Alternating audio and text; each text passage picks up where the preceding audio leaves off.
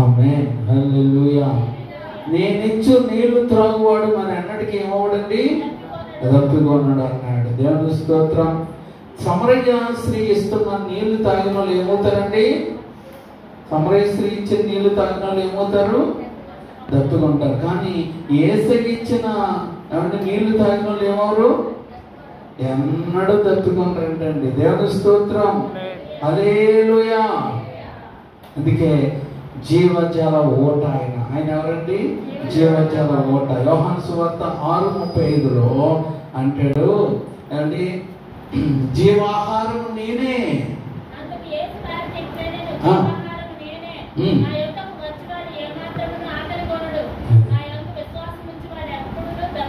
ఆకలి కొనడండి, దప్పిగా ఉండదు. దేవుని స్తోత్రం. ఆకలి ఉండదు, దప్పిగా ఉండదు. ఆకలి ఉండదు, దప్పిగా ఉండదు. కోటి విద్యలో దేనికోసం అంటే నీవు సమృద్ధి కలిగిన బిడ్డగా ఆశీర్వదించాలని పిలిచాడు ఆయన. హల్లెలూయా. నువ్వేంటో కానీ దరిద్రతల నుండి పోతున్నావు. నిన్ను నువ్వు శపించుకోవటం మానే. మొదట నిన్ను చూసి నువ్వు జాలిపడటం మానే. నిన్ను చూసి నీవు విచారపడటం మానే. నిన్ను చూసి నీవు సిగ్గుపడడం మానే. దేవుడిని చూసి బలపరచబడాలి. హల్లెలూయా. విశ్వాసమున కర్త, దాన్ని కొనసాగించు దేవుని వైపు. అందుకే దేవుడు ఏమంటున్నాడంటే, ఒరే బాబు, మిమ్మల్ని నా కొడుకులను పిలుస్తున్నాను. నేను అన్నాను, నా కుమారులు, నా కూతుర్లు, నా కొడుకులు కూతుర్లను వినిపించుకుంటుంటే మీరేంటి ఇంకా దరిద్రులుగా మాట్లాడుతున్నారు అంటే మన శ్రీదేవి మంచి సాక్ష్యం చెప్పింది. శ్రీదేవి కనుక కొడుకు పుట్టకపోతే అండి, అదే మనవడు పుట్టకపోతే ఆ మనవరాలు కనుక పుడితే కూడా ఏదో చేసేసింది. మనవడు పుట్టాడు కాబట్టి ఇంకేం చేయలేక ఏదో తేజ పేరు పెట్టుకున్నారు, ఏదో అన్నారు. మంచిదే, దేవుని స్తోత్రం. అంటే ఆ ఊరికి ఒక ఫేమస్ ఉంది. ఆ అమ్మాయి ఊరికి ఒక ఫేమస్ అన్నమాట. ఆ పేరు ఏదో పెట్టేసి నాన్న దరిద్రం అంతా చేసింది రెండు. కాబట్టి మా శ్రీదేవి చెప్పినట్టుగానే మనవడు పుట్టడమే మేలని నాకు అనిపించింది. దేవుని స్తోత్రం, హల్లెలూయా, హల్లెలూయా. సరే, కాబట్టి యేసుక్రీస్తుని నమ్మిన వారికి దప్పికొనరంట. యేసు ప్రభుని నమ్ముకుంటే అంట అంటే ఆకలి ఉండదు. ఆకలి అన్నా ఆహారం సమృద్ధిగా ఉంటుందని అర్థం. ఆకలి ఉండదంటే ఇదేంటంటే బాబు కాదు కదా. అంటే సమృద్ధి కలిగిన వారుగా ఉంటారు. జీవాహారం నేను ఆకలి కొనడం అంటే తృప్తిపరచబడతారండి. భోజనం చేసినోడు ఆకలిస్తుందంటే అలాగే తృప్తిగా ఉంటారని అర్థం. హల్లెలూయా. మత్తయి సువార్త 25వ అధ్యాయము 46వ వచనం ఉంటది. ఏంటి? నీతిమంతులు చూసి అంటాడు, నీతిమంతులారా రండి, నీతిమంతులారా రండి అంటాడు. అందుకే దేవుని మాట విని మాట ప్రకారం వెళ్ళిన వారు ఎవరంటే నీతిమంతులు. వాళ్ళు ఏమంటున్నాడండి? ఇదిగో రండి, మీకు నిత్య జీవాన్ని ఇస్తున్నాను, రండి నీతిమంతులారా. నీతిమంతులు అంటే ఏంటని ఉన్నారు? నీతిమంతుడు లేడు, ఒక్కడో లేడు. మరి నీతిమంతులు ఎవరు అంటే ఆయన నమ్ముకున్న వాళ్ళే నీతిమంతులు. అమ్మా, ధనాన్ని నమ్ముకున్నాం అనుకో, ధనం నేను ఏం చేస్తుంది? ఒకరోజు టాటా బాయ్ చెప్పేసి వెళ్ళిపోతుంది. ప్రాణం నమ్ముకున్నాం అనుకో, ప్రాణం నీకు ఒక రోజు టాటా బాయ్ చెప్పేస్తుంది. బంధువులు నమ్ముకున్నాం అనుకో, బంధువులు నేను ముంచేసి వెళ్ళిపోతారు. ఐదో రోజు స్నేహితులు నమ్ముకున్నాం అనుకో, నీకు హ్యాండ్ ఇచ్చి వాళ్ళు వెళ్ళిపోతారు అండి. అలాగే ఆస్తుపాస్తులు నమ్ముకున్నాం అనుకో, లేకపోతే పొలాలు నమ్ముకున్నాం అనుకో, సునామీ ఏదో వచ్చి కొట్టుకుపోతాయి, పంట అంతా పోతుంది. మరి ఎవరు నమ్ముకోవాలి? ఆశీర్వదించు దేవుడిని నువ్వు నమ్ముకోవాలి. హల్లెలూయా. ఆయనే నీకు ఏదైనా చేయగలడు. ఈ లోకం ఏమంటుందంటే, లోకం ఒక 4 పనులు చేస్తే నువ్వు సుఖంగా బతికేస్తామని చెప్తుందమ్మా. లోకం ఏం చెప్తుంది? 4 పనులు. ఒకటి ఏంటంటే అండి, మనకి 10 రూపాయలకి 15 రూపాయలకి అమ్ముతారు ఇంత ప్యాకెట్ రేట్ అయ్యి, తెలియదా? ప్యాకెట్లు పొద్దున్నే పిల్లలు కొనేస్తా ఉంటారు కదా, బిస్కెట్లు. నీకు తెలుసు, బిస్కెట్లు ఏంటో రావాలంట. ఏంటమ్మా? బిస్కెట్లు ఏంటో రావాలంట. ఈ లోకంలో బతకాలంటే లోకం చెప్తున్న మాట, దేవుడు చెప్తున్న మాట కష్టమా ఏంటి? ఈ లోకంలో అందరూ చెప్తున్నది ఏంటంటే, నువ్వు రే నువ్వు నీ పని చేసుకొని నువ్వు ఖచ్చితంగా యథార్థం ఉంటే బతకలేవు. నీకేం కావాలంటే బిస్కెట్ లైట్ రావాలరా. బిస్కెట్ లైట్ అంటే మీకు తెలుసు, ఇందులో నవ్వుతున్నారంటే తెలిసిపోయింది. ఇంకొకటి ఎలా ఉంటాయంటే మన మేలురాజు గారు ఇచ్చారు బహుమానం, ఎలా ఉంటాయి కదమ్మా ఏంటవి తాళాలు. తాళా లైట్ రావాలంట. మాట్లాడుతుంటే ఏమిటి తాళా లైట్ రావాలంట లోపల బతకాలంటే. ఇంకొకటి ఉప్మా తింటారు కదా, ఉప్మా ఏం తింటారు? ఉప్మా తింటారా? ఏంతో తింటారు? చేతునా?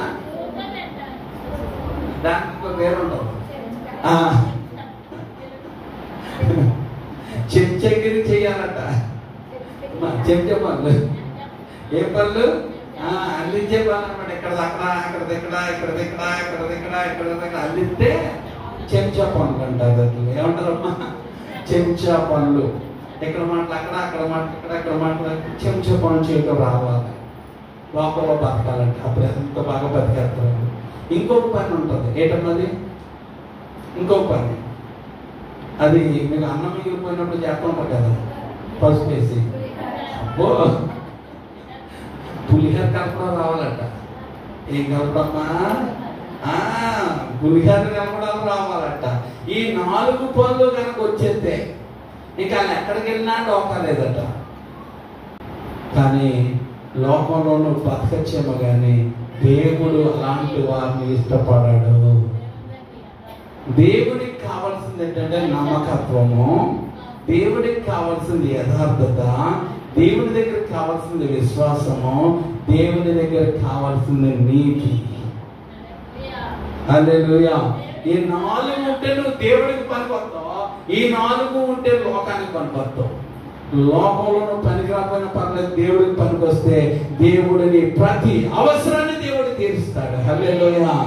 నిన్ను ఆశీర్వదిస్తాడు, నిన్ను గొప్పగా నిలబెడతాడు. మనుషులు నిన్ను ఒక రోజు వదిలేయించేపు కానీ దేవుడు నిన్ను ఎన్నడూ విడిచిపెట్టడమే కాదు, నిన్ను రోజు ఆయన కాచుకుంటాడు. ఇందాక పాట పాడారు కదా, ఏంటి? నన్ను చూచేవాడు నన్ను నిత్యం కాస్తాడు ఆయన. మొన్న ఇందాక ఒక ఫేస్బుక్ లో చూశాను, ఒక బాబు రోడ్డు మీద పరిగెట్టుకొని వస్తుంది, బైపాస్ రోడ్, భయంకరంగా స్పీడ్ కార్ వస్తుంది, గుద్దేసింది కారండి. ఆ బిడ్డ ఎగిరి అగో ఆ స్పిన్స్ అంత దూరంలో పడిపోయి ఆ లేచిపోయి పారిపోయాడు. కారు ఆపాడు, గుద్దేసి కారు ఆపాడు. పిల్లలు లేచి ఎగిరిపోయి పడిపోయి లేచి పారిపోయాడు. అంటే అది మెరక, దేవుడు స్తోత్రం. అంటే అది ఏమలేదు, బుద్ధితో చిన్నక్క అవి కూడా వెళ్ళలేదు. అంటే ఏమైపోవాలా? పీస్ అయిపోవాలా. దేవుడు కాస్తే అలా ఉంటుంది అని రుజువులు. హల్లెలూయా, హల్లెలూయా, హల్లెలూయా. నన్ను చూచువాడా, నిత్యం కాచువాడా, నన్ను చూచువాడా, నిత్యం పరిశోధించి తెలుసుకున్నావు,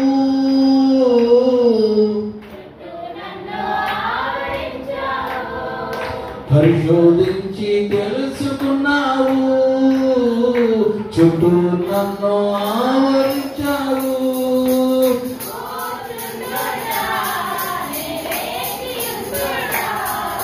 కూర్చుండుట నేను లేచి ఉండుట బాగుగా ఎరిగి ఉన్నావు రాజా, బాగుగా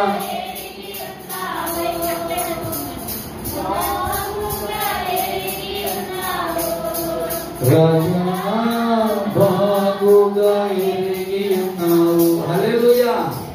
నిన్ను చూచేవాడు, నిన్ను కాచేవాడు ఆయన ఉంటుండగా ఈ బదులు చేసుకోవాల్సిన పని ఏమీ లేదు. ఆయన వైపు చూడగలిగితే నీ దరిద్రం ఆశీర్వాదంగా మారిపోతుంది. ఆయన ఏమిస్తాడంటే యోహాను సువార్త 10:10 ఉంటుంది, నా గొర్రెలకు జీవమునిస్తాను. అది ఎటువంటి జీవము తెలుసా? సమృద్ధి గల జీవము. ఏం జీవమండి? కొంచెం కొంచెం జీవం కాదు, సమృద్ధి కలిగిన జీవాన్ని ఇస్తాడు.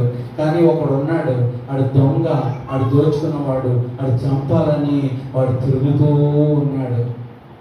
అందుకే కుటుంబాల్లో గొడవలు ఎక్కువ అవుతున్నాయి. అంటే కుటుంబాల్లో గొడవలు ఎక్కువ అవుతున్నాయి, కుటుంబాల్లో హత్యలు ఎక్కువ అవుతున్నాయి. చాలా భయంకరమైన దుర్దినాల్లో ఉన్నాం. చాలా జాగ్రత్తగా ఉండాలి. హల్లెలూయా. ప్రతి ఒక్కరు కూడా దేవుని కాపుదల, దేవుని కంచి వేసుకుంటేనే కానీ ఈ రోజుల్లో మనం బ్రతికి పట్టగట్టడం అనేది అసాధ్యమే.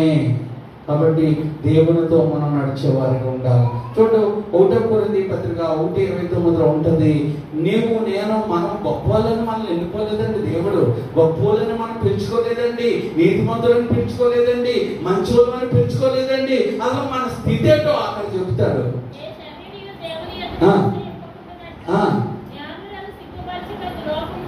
కిందకు వచ్చాను, ఏముంటదంటే మనం తృణీకరించబడిన వారము, నీచులైన వారము. అంటే మన గొప్పలుగా తృణీకరించబడిన వాళ్ళు, నీచులైన వాళ్ళు, ఎన్నిక లేని వారు, ఎన్నిక చేయబడలేని వారు, అసహ్యులు. అలాంటి మనం పిలుచుకొని ఆయన అంటున్నాడు, మీరు నా కుమారులు, మీరు నా కుమార్తెలు అన్నాడే. అంత ఆధిక్యత ఇచ్చాడండి. దేవుని స్తోత్రం. అందుకే మనం చూసుకున్నట్టు 1 కొరింథీ పత్రిక 4:6, 1 కొరింథీ పత్రిక 4:6.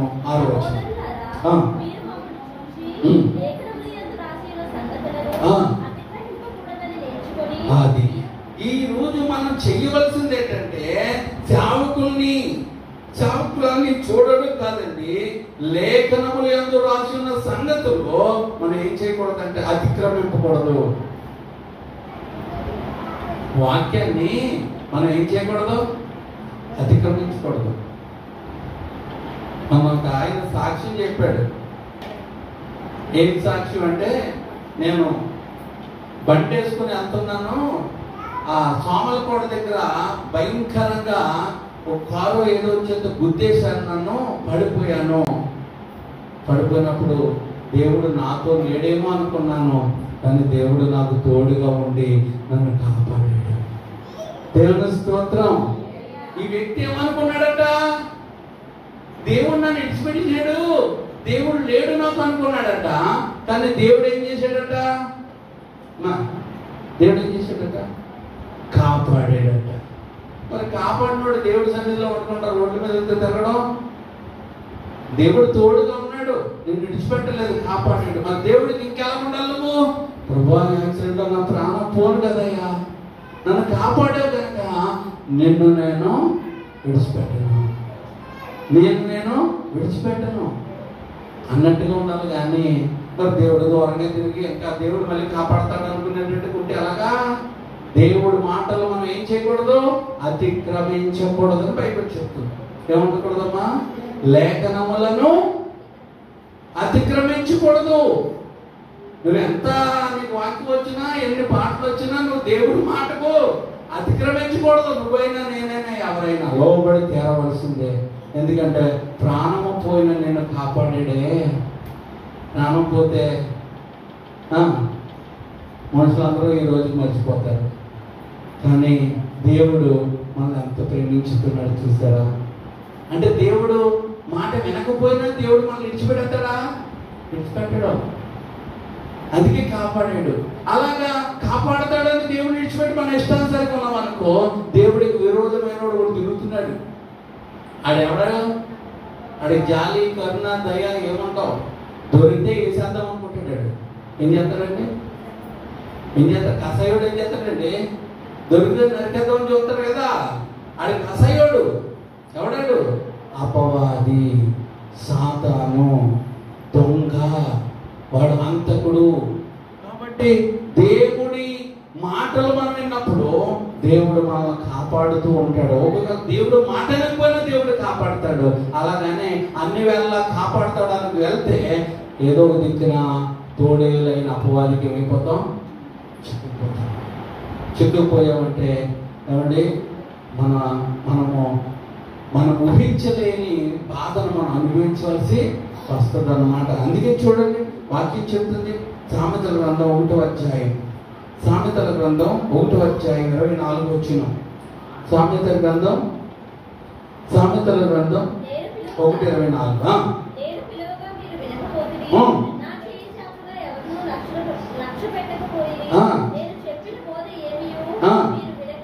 నా బోధ మీరు వినండి రా బాబా చెప్తున్నాడు దేవుడు. ఏదమ్మా వినాలా? బోధ. బోధ బోధ వినమంటే ఆ బోధ వినలేదట అండి. ఆ బోధ వినలేకపోతే ఏమవుతుందయ్యా? ఇంకా చదువమ్మా.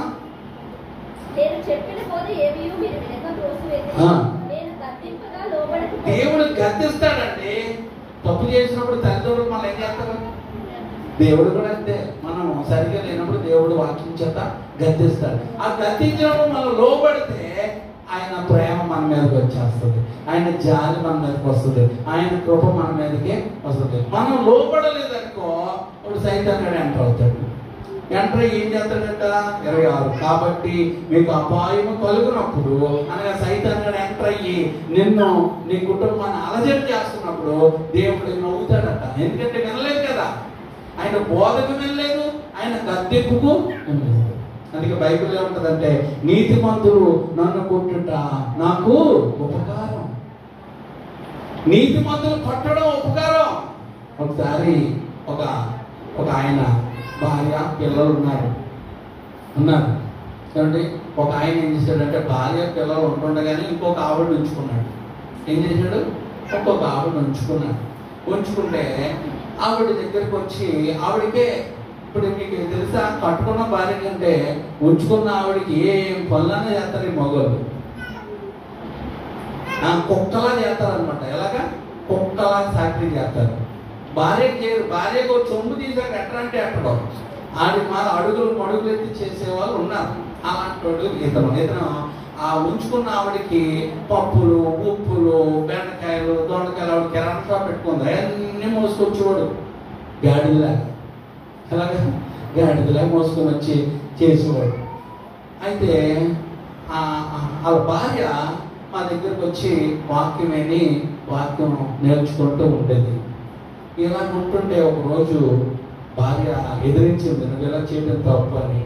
అక్కడే కొట్టేశాడు ఆవిడని కొట్టయితే నాకు కోపం వచ్చి లెంపకాయ కొట్టేశాను. అతను ఏం చేశాను? లాగిపెట్టి లెంపకాయ కొట్టయితే ఆ లెంపకాయ పట్టుకుని వెళ్ళిపోయి రాత్రి అంతా కూడా నిద్ర పట్టలేదట. రాత్రి అంతా కూడా ఒక 10 మందిని తీసుకెళ్ళి అతన్ని చెదగొట్టించేయాలి అనుకున్నాడంట. అనుకొని అలా అనుకుంటే మళ్ళీ అతనికి మళ్ళీ వెళ్ళడానికి మనసు రాలేదంటే ఇలా ఉదయం వచ్చాడండి. వచ్చేసి నమస్కారం పెట్టి, నన్ను క్షమించండి, నేను చేసింది తప్పే, మిమ్మల్ని కొంతమందిని తీసుకొచ్చి కొట్టించేద్దాం అనుకున్నాను, కానీ మీరు కొట్టిన దెబ్బ నాకు లోనికి మార్పు తీసుకొచ్చింది. ఈ రోజు నుంచి ఆ అక్రమ సంబంధం నేను వదిలేస్తాను, దేవుని స్తోత్రం అనడమే కాదు, నమ్మి బాప్తిసం పొందుకొని నాకు రైట్ హ్యాండ్లా ఉండేవాడు. అతను ఎలా ఉండేవాడు? రైట్ హ్యాండ్లా ఉండేవాడు. ఏ పనైనా నేను చేస్తాను. అర్థమైన వాళ్ళకి అర్థమైంది, చాలా మందికి అర్థమై ఉండదు. పాత వాళ్ళకి అర్థమవుతుంది. పాత వాళ్ళకి పాత వాళ్ళకి అర్థమవుతుంది. అతను నాకు ఎలా మారిపోయి తెలుసా?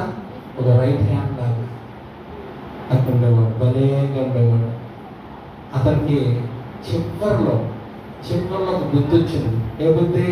వదిలేసింది మళ్ళీ ఒకసారి కలుపుకుంటే బాగుంటుందని మనసు వచ్చినప్పుడు అతనికి వ్యాధి వచ్చి మొదలు చనిపోయాడు. ఎందుకు ఈ మాట చెప్తున్నానంటే, నువ్వు ఒక్కసారి వెలిగించబడిన తర్వాత నువ్వు బుద్ధిపూర్వకంగా దేవుడిని విడిచిపెట్టి నీ ఇష్టానుసారంగా లోకంలోకి వెళ్ళి బతుకుతానంటే దేవుడు అవకాశం ఇవ్వకపోగా దేవుడు తీసుకుపోతాడు. అందుకే ఇక్కడ రాయబడింది, నీకు అపాయం వచ్చినప్పుడు నేను ఏం చేస్తానంటే నేను నవ్వుతాను. ఏమన్నాడు? నవ్వుతాడు.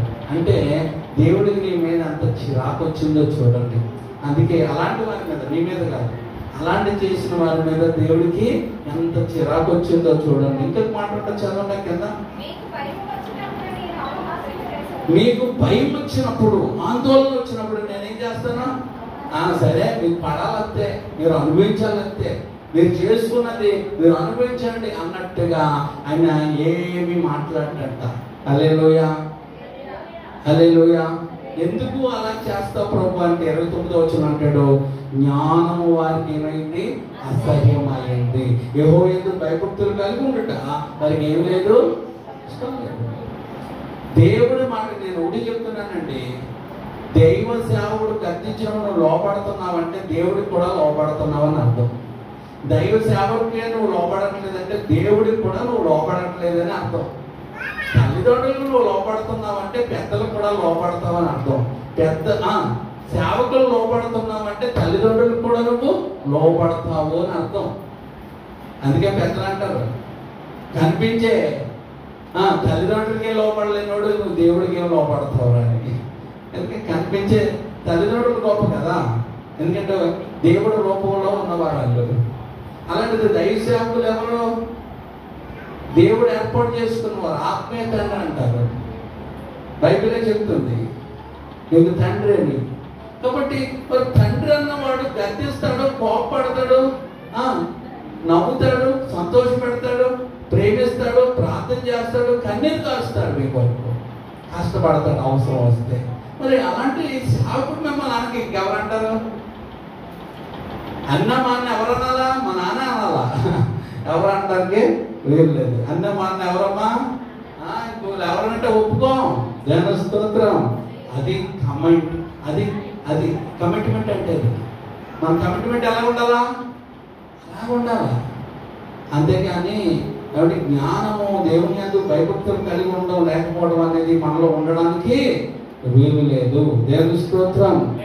అందుకే 32వ వచనం చూడండి, జ్ఞానము లేని వారు దేవుని విసర్జించి నాశనం అయిపోతుంది. జ్ఞానం లేని వాళ్ళే దేవుడికి దూరంగా ఉంటారండి. జ్ఞానం ఉన్న వాళ్ళు ఎన్నడూ దేవుడికి దూరంగా ఉండడానికి ఇష్టపడరు. ఎందుకు అంటే దేవుడికి దూరంగా ఉంటే మనం ఏమైపోతామంటే బుద్ధిహీనులు అయిపోతాం. బుద్ధిహీనులకు ఏముంటుందంటే క్షేమము, నెమ్మది, దీవెన, ఆశీర్వాదము ఉండదు. చూడదానికి ఎందుకు చదవండి, బుద్ధిహీనులు క్షేమము కలిగిందని మైమరచి నువ్వు దూరంగా దేవుడికి విడిచిపెట్టి దూరంగా బతుకు, అన్ని కలిసి ఉన్నట్టు ఉంటాయి, ఒకేసారి మునిగిపోతాం. దేవుడు ఉన్నప్పుడు చూడు అన్ని వ్యతిరేకంగా ఉంటాయి, ఒకేసారి దేవుడిని లేపేస్తాడు. హల్లెలూయా. అన్ని బాధలు ఉంటాయి. అదే నేను చెప్తున్నాను అమ్మా. బెత్లెహేములో కరువు వచ్చింది. ఏ ఊళ్ళో? బెత్లెహేములో కరువు వచ్చింది. బెత్లెహేములో కరువు. బెత్లెహేము అనే మాటకు అర్థం ఏంటంటే రొట్టెల గృహము అని అర్థం. ఏంటమ్మా? అలాంటి ఊర్లో ప్రేమ వచ్చింది, కరువు వచ్చింది. కరువు వచ్చినప్పుడు ఆ ఊర్లో అందరూ దేవుడి పడి ఎడుతున్నారు. అందరూ ఇలా బుద్ధిహీనులు ఉన్నారు. ఎవరు? నయోమి భర్త, నయోమికి 2 కొడుకులు. వాళ్ళు ఎవరిని చూస్తున్నారు? దేవుడికి పడి అనట్లేదు, దేవుడిని చూడట్లేదు. ఏం చూశారు? మోయాబు చూశారు. మోయాబు పచ్చగా ఉంటుంది, అంతే అక్కడికి వెళ్తుంది. వీళ్ళందరూ అక్కడే ఉండి ఏడుస్తున్నారు. నేను ఒకటి చెప్తున్నాను, నీ కష్టం వచ్చినా, ఎరుకు వచ్చినా, ఇబ్బంది వచ్చినా, బాధ వచ్చినా, కలవరాలు వచ్చినా, సమస్యలు వచ్చినా, అనారోగ్యం వచ్చినా మందిరములో నుండి ఏడవాలి. మనం దేవుడు మనల్ని జ్ఞాపకం చేసుకుంటాడు. దేవుని స్తోత్రం. దేవుడు మనల్ని జ్ఞాపకం చేసుకుంటాడు, ఖచ్చితంగా జ్ఞాపకం చేసుకుంటాడు. నయోమికి బుద్ధి లేదు, నయోమికి బుద్ధి లేదు. అందుకే కుటుంబం కట్టాలన్నా, కుటుంబం పడవాలన్న స్త్రీయే. నయోమి తీసుకెళ్ళిపోయింది. అతను తీసుకెళ్తా కాబట్టి కారణం ఏంటి? నయోమి. అందుకే నయోమి తీసుకుపోయి ఏం చేసింది? ఏం చేసింది? భర్తను పోగొట్టేసింది, 2 పిల్లలను పోగొట్టేసింది, 3 పారిపోయిన జీవితంలో వచ్చింది. వద్దు. మనం ఏం చేద్దామంటే మన దేవుని సన్నిధిలోనే ఉందాం, దేవునితోనే ఉందాం, మన కుటుంబాన్ని కట్టుకుందాం, మన కుటుంబాన్ని ఆశీర్వాదకరంగా నిలబెట్టుకుందాం. దేవుడు జ్ఞాపకం చేసుకుంటాడు. ఈ రోజు పరిస్థితులన్నీ తారుమారుగా ఉన్నాయి, కానీ పరిస్థితులన్నీ మార్చి దేవుడు చూస్తా ఉన్నాడు. హల్లెలూయా. తగ్గిన సమయంలో నీ పరిస్థితులన్నీ మారిపోతాయి. హల్లెలూయా. దేవుడు జ్ఞాపకం చేసుకున్నాడు. బెత్లెహేము సమృద్ధి కలిగిన పట్టణంగా మారిపోయింది. అందుకే బెత్లెహేము గ్రామమైన బెత్లెహేము ఏమంటారు తెలుసా? బెత్లెహేము పట్టణం అంటారు. ఆశీర్వాదకరంగా దేవుడు మంచి. హల్లెలూయా, హల్లెలూయా. అందుకే మళ్ళీ ఎక్కడికి వచ్చింది ఆవిడ? మళ్ళీ బెత్లెహేముకే. ఎలా వచ్చింది? అన్ని కోల్పోయి వచ్చింది.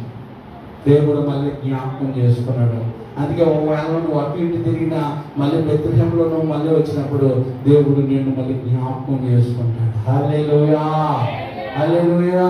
జ్ఞాపకం చేసుకుంటమే కాదు, రూతు ద్వారా మళ్ళీ దేవుడు ఆశీర్వదించాడు. అండి ఆ రూతు కుటుంబంలోంచే ఎవరు వచ్చారు? దావీదు వచ్చాడు, యెషై వచ్చాడు, దావీదు వచ్చాడు. అందులో యేసుక్రీస్తు ప్రభువారు మనకు వచ్చారు. హల్లెలూయా. ఎంత ధన్యకరంగా మారిపోయింది. అందుకే అంటే తొలగిపోవడం తప్పు కాదు, తొలగిపోయి ఉండిపోవడం తప్పు. తొలగిపోయినప్పుడు నష్టాలు పొందుకుంటే, బాధలు పొందుకుంటే అలా ఉండిపోవడం తప్పు. ఎక్కడ మళ్ళీ రావాలా? ఎక్కడికి రావాలా? బెత్లెహేములోనికి రావాలా, రొట్టెల గృహంలోనికి రావాలా. దేవుడు మళ్ళీ నిన్ను నన్ను జ్ఞాపకము చేసుకుంటాడు. అందుకే బెత్లెహేములో ఉన్న వాళ్ళు ఇలాగ ఉండరు, ఇంకా మీ పరిస్థితులన్నీ దేవుడు మార్చిపోతున్నాడు. హల్లెలూయా. గొప్ప ఆశీర్వాదాలు పొందుకుంటారు. ఈ బెత్లెహేములో ఎక్కడుంటే కష్టాలు, బాధలు, సమస్యలు వస్తాయని వెళ్ళిపోతే ఆశీర్వాదాలు కోల్పోయి తర్వాత నిరాశగా ఆశీర్వాదించబడిన వాళ్ళు మొక్కలు చూడవలసి వస్తుంది. అందుకే ఎన్ని కష్టాలు వచ్చినా, ఎంత బాధ వచ్చినా, ఏ సమస్య వచ్చినా బెత్లెహేములను విడిచి వెళ్ళిపోవద్దు. హల్లెలూయా. ఎందుకంటే ఆయన నిన్ను నన్ను ఎలాగంటాడంటే నా కొడుకులు నా కూతుర్లు అంటున్నాడు. నా కూతుర్లు నా కొడుకులు, నా కుమారులు నా కుమార్తెలు అని దేవుడు చెప్తున్నాడు. అందుకే ఇప్పుడు మనం ఏమంటున్నాం అంటే అబ్బా తండ్రి అని మొరపెడుతున్నాం. దేవుని స్తోత్రం. అది ఆ సంబంధము దేవుడు మనకి ఇచ్చాడు. కాబట్టి మనము వాక్యాలు, లేఖనాలు పక్కన పెట్టడానికి వీల్లేదు, లేఖనములు అతిక్రమించడానికి వీల్లేదు. లేఖనములను అనుసరించాలి. ఏం చేయాలమ్మా? అనుసరించినట్లయితే మూయబడిన ద్వారములన్నీ తెరవబడతాయి. దేవుడు నిన్ను ఆశీర్వాదకరంగా నిలబెట్టును గాక. నీ మార్గము ఆశీర్వాదకరంగా ముందుకు సాగును గాక. అందుకే ఆశీర్వాదము నీ గమ్యం అయిపోవాలి. హల్లెలూయా. నీ గమ్యము ఏ మార్గము? ఆశీర్వాద గమ్యము. ఆశీర్వాదములకు గమ్యము. మన పంట గమ్యం చేరాలని, గమ్యం ఏం చేస్తావు? ఆశీర్వాద గమ్యం చేరాలి. నువ్వు ఎక్కడికి చేరాలా? ఆశీర్వాద గమ్యం. మన గమ్యం ఏంటి? పరలోక రాజ్యం. హల్లెలూయా. అది ఎలాగా? జబ్బులతోనో, బాధలతోనో, రోగాలతోనో, సమస్యలతోనో, వ్యాధులతో కదా ఆశీర్వాదాలతో ముందుకెళ్ళాలి. అందుకే అబ్రహాము లాంటి ఆశీర్వాదాలు, ఏమండి దావీదు లాంటి ఆశీర్వాదాలు, ఏమండి దానియేలు లాంటి ఆశీర్వాదాలు, షడ్రక్ మెషకు లాంటి ఆశీర్వాదాలు, గొప్ప ఆశీర్వాదాలు మనందరికి ఇవ్వడానికి దేవుడు వాగ్దానాలు ఎదురు పెట్టాడు. ఆ లేఖనాలను అనుసరిద్దాం. ఆశీర్వాద గమ్యాన్ని మనం చేరుకుందాం. అట్టి కృప నీకు నాకు మనందరికీ సమృద్ధిగా దేవుడు దయచేయును గాక. అందరూ చెప్పండి ఆమేన్, ఆమేన్, ఆమేన్. ప్రార్థన చేస్తాం.